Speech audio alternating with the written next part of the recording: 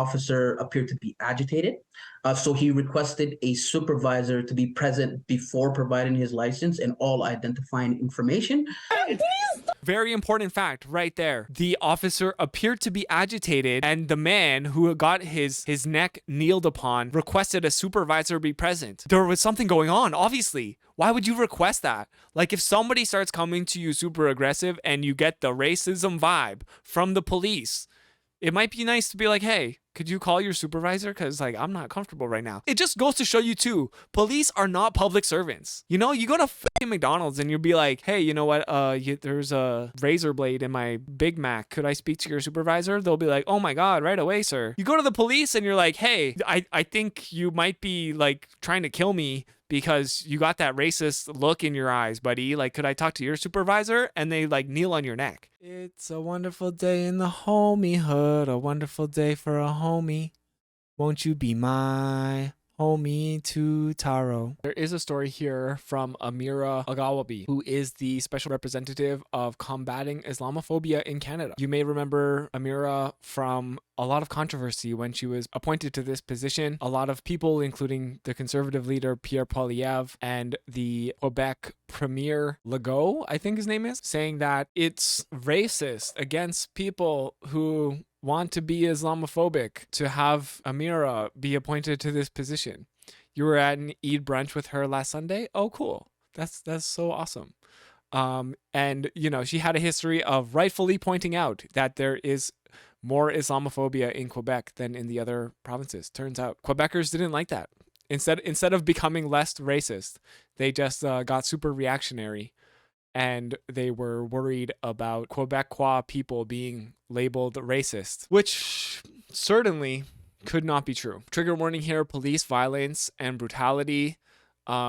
This is coming from the NCCM, the National Council of Canadian Muslims. So they have brought attention to this video. This is something that's going on in Edmonton. A Muslim man being assaulted by local police. Warning: Black Muslim man assaulted by Edmonton police on Eid.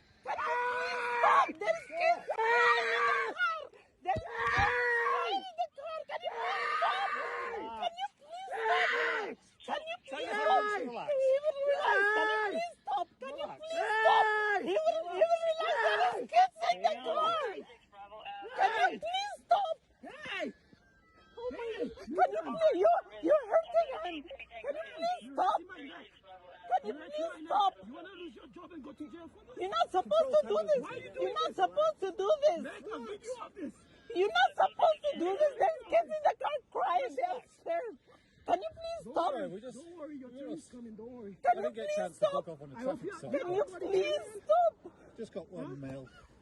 Babe, just... You're racist. Babe, just relax, please. Babe. I'm Muslim, you can tell, huh? Oh my goodness. Warning: Okay, so super disturbing footage here.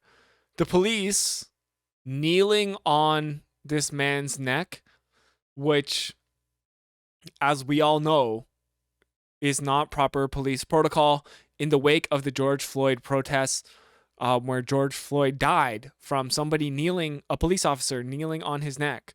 That police officer was charged for murder and was made an example of. Obviously, that's not usually the case with police officers. And these Edmonton police have done this. They're probably going to get away with it because luckily this man didn't die. Obviously, this is not proper police protocol. The woman is yelling and saying that there are kids in the car. They're crying.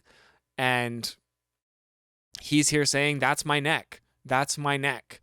So it's just like ridiculous that they've had to escalate things to this position. Now, of course, we should always be skeptical when there are videos that are taken out of context like this.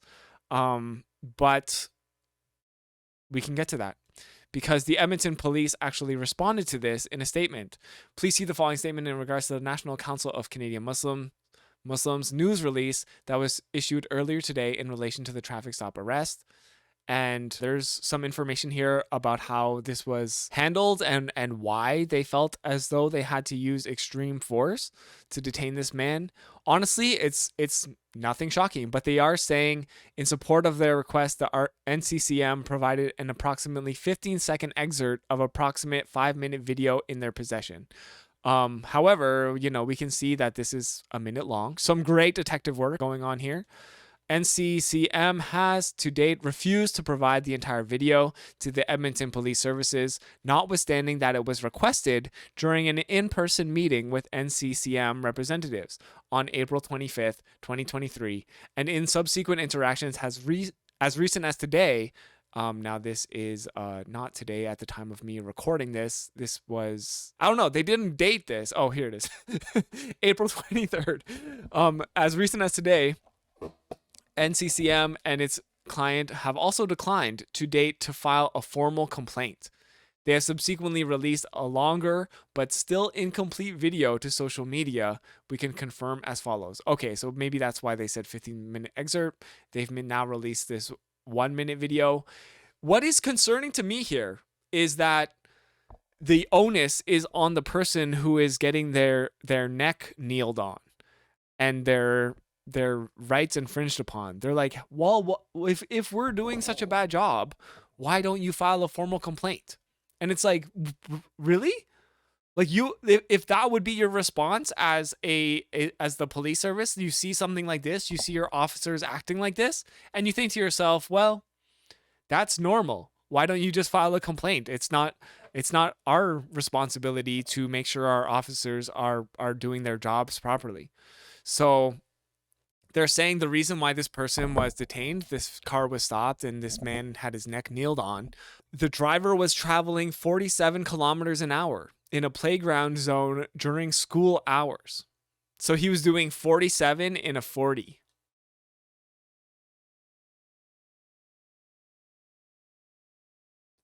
Okay.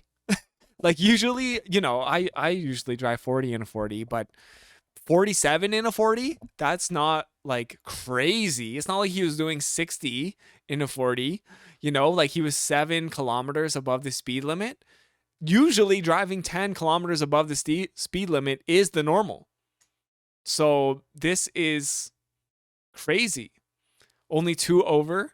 You think, okay, yeah, is it 40 or 45? It really depends. In Ontario, I think it's usually 40 in a school zone. But yeah, this is not wild. Could be a 30 zone, which obviously justifies police brutality. True. I thought they didn't bother pulling you over if you're 10 over. Yeah, exactly. Okay, so I guess, sure, it could be a 30 zone. Conveniently, though, they didn't mention that in the statement here. So there you go.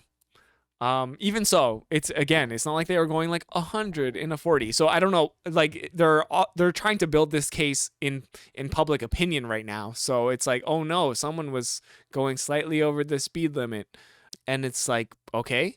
So you kneeled on his neck. So after reviewing the investigative file and the 15-second excerpt of the video, as well as the additional excerpt which was posted to social media today, April 26th, EPS does not currently intend to investigate this matter further.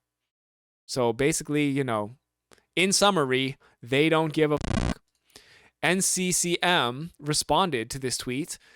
Please note our response below. We note that EPS put out a statement disputing the factual narrative that led to the violent knee on neck incident of a black Muslim man on Eid. This is unsurprising, but still saddening. It is especially saddening given that at the victim's request, we urged Edmonton Police Service to work with the victim to get a just resolution. It is important to clarify 2 important factual issues. We did formally give notice to Edmonton Police Services this morning, which is April 26th, that we will be filing a formal complaint to the PSB, I assume the Police Services Board.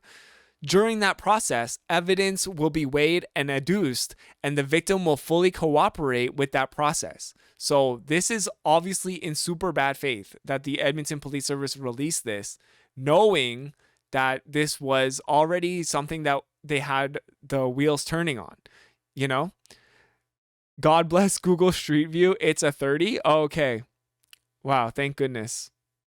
So they were going 17 over the speed limit, which of course, as you say, RJ Helms, justify potentially killing this man by putting the knee of a police officer on the neck. Just like that place in Peterborough, it's a big wide ass suburban road that was obviously built to go at least 60. Yeah. And let me be clear. I think policing people is shit. Yeah, look at this road. Look at this road. It doesn't have very much to do with the sign that's here that says 30. It's a gigantic ass road. Of course people are driving fast on this. Look at it. There's no cars around. I mean, but if there were no cars around on a road like this, you would just go a reasonable speed. And it'd be like, oh, yeah, you could easily, because when you're driving, you're like on autopilot, you got your kids in your car, your wife is bothering you with all the preparations you need to get together for Eid. And, you're just like on autopilot driving a reasonable limit, which in this case was 47, and it's just like, if you want people to actually drive safer, in a 30 zone, you actually have to create the conditions on the road that are going to help them slow down. You can't just say, hey, we built this road like a highway and you have to drive 30. I believe in urban design. Is it too much to like put some trees in the middle of this road, put some bike lanes with barriers on the side of the road to make these roads more narrow, right? And then you'll know what you'll find out. People will drive 30 kilometers an hour because there's all these obstacles on the road that they instinctually need to be careful of, right? But this road is not built like that. This is just a ridiculous way to enforce laws that don't make sense, and they are just basically the victim of like bad urban design, and we invest way too much money in police. So number 2 here from the NCCM, we also offered to provide a full unedited copy of the video to EPS, but asked that there were assurances of confidentiality and non-disclosure, since there is a video of the victim's children in the video. EPS did not feel that they could guarantee that confidentiality. So this BS, when they're like, sorry, is it BS or PS? But this BS where they're like, why don't you release the full video? It's like they tried to work with you to release the video, but wanted to ensure that the safety of the children was going to be maintained and keep that information confidential. And the police services in this case did not guarantee that, which is so dumb, because they also turn around and point the finger and be like, why don't you release the full video? It's like, okay. Sure. I would love to see the full video. I'm sure the full video, what do you think the 5-minute video is really going to show? Right? It's like there are so little things that could lead to the justification of putting a knee on that man's neck. Right? Like what? I honestly can't even think of one thing. Even if he pulled out a gun and aimed it at the cop, like how would the knee end up on the neck? Just like knock the gun out of his hand and arrest him. You don't have to put your knee on someone's neck to arrest them. So it's scary. It's going to show the kids being traumatized. Probably you can hear them yelling in the background, and yeah, their text can't block out the kids' faces. What this indicates to me is that they're more concerned about their own asses than protecting Muslim people in their community, Muslim children even, right? Therefore, the client did not choose to provide the full video in that time, but will provide the full video to the Police Services Board, as well as other critical pieces of evidence.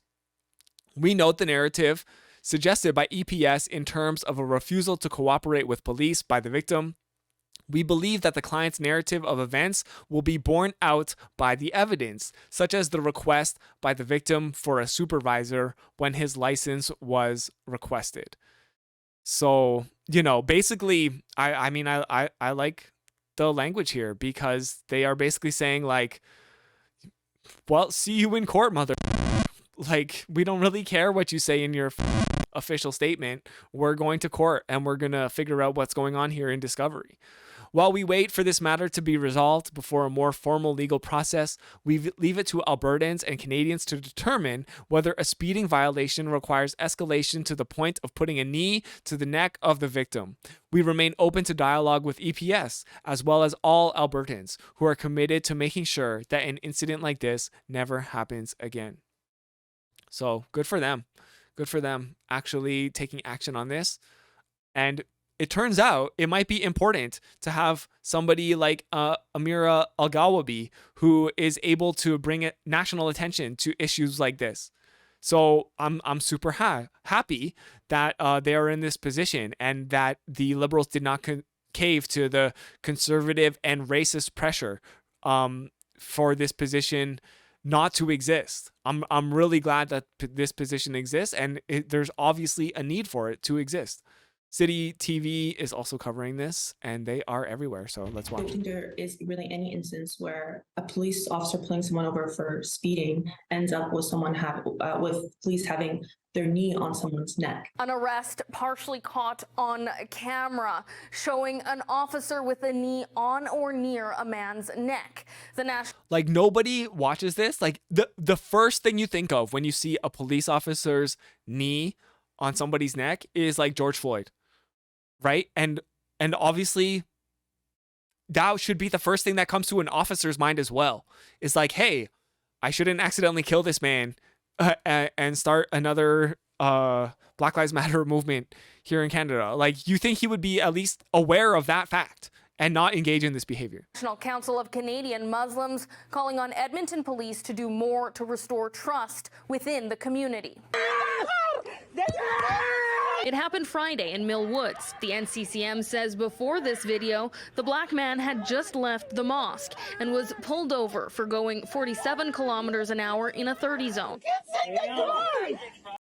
All right, we got the confirmation here that it's the 30 zone. Not that we needed it, but yeah, terrifying.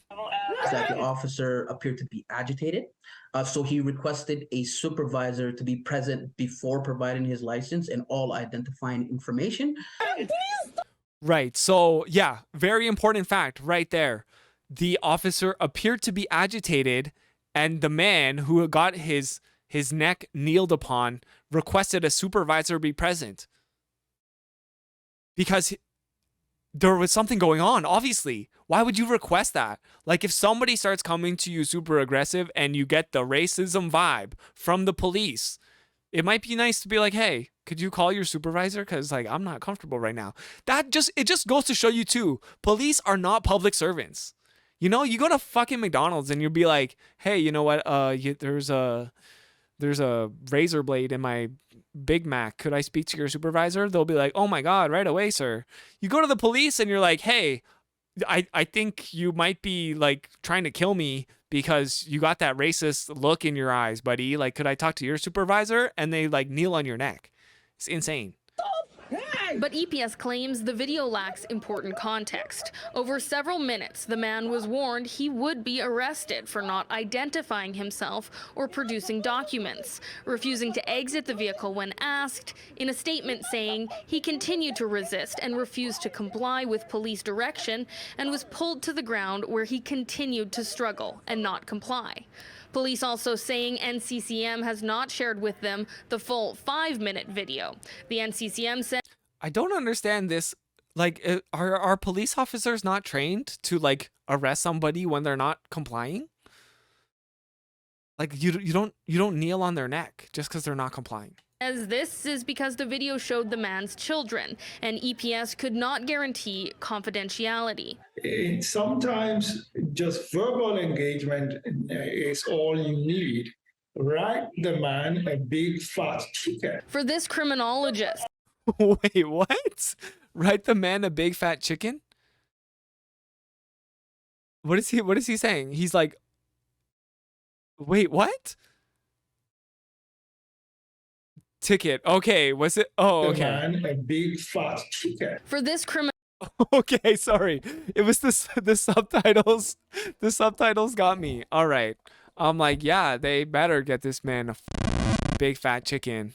You know? Like, The thing is, like, those chickens are gonna come home to roost for sure because they're taking these cops to court. Criminologist. Imagery of this video. While unable to say if the knee is on the neck, which EPS has previously said is not part of their training, or on the upper back, still brings back memories of the killing of George. What? The video doesn't show that the knee is on the neck or upper back. It clearly is. Floyd. This kind of incident, individually, cumulatively, make nonsense of all of the community outreach that the police regularly conduct. The NCCM says they do want to work with police. The reality is, this just proves that more work needs to be done so that the community can trust, the police if they do need help. Nah, defund these Such a violent arrest happened in front of children, in front of his wife. I can imagine that going forward, every Eid, the kids will probably remember this. Edmonton police. Yeah, that is so true too. Like every Eid, hopefully these kids are going to be eating well for the rest of their lives because of this incoming settlement from the Edmonton police. But every Eid, that is going to be running through, like, everyone's going to be talking about that at your family. Like, hey, remember that time when the police tried to kill you on Eid? Jesus Christ. On the information they've received so far, there will be no investigation into the officers' actions. The NCCM says they are supporting the man in the video in his quest for justice. In Edmonton, Carly Robinson, City News. Yeah, CPTSD. Yeah, I mean, it wouldn't be surprising if a situation like that led to somebody having PTSD. So, just terrifying. Unfortunately, I feel like the defund the police movement is not very strong right now. And we keep seeing these incidents happening, but there is not the widespread outrage at the level that there was previously when George Floyd passed away. And I would love to see more action on this. At the very least, hopefully there's action and those cops are held accountable and, they give a bunch of money to that family. Why not make sure you don't miss the next video by liking, commenting, subscribing, and ringing the bell? Thank you so much for watching. It's my homie, too, Taro. Peace.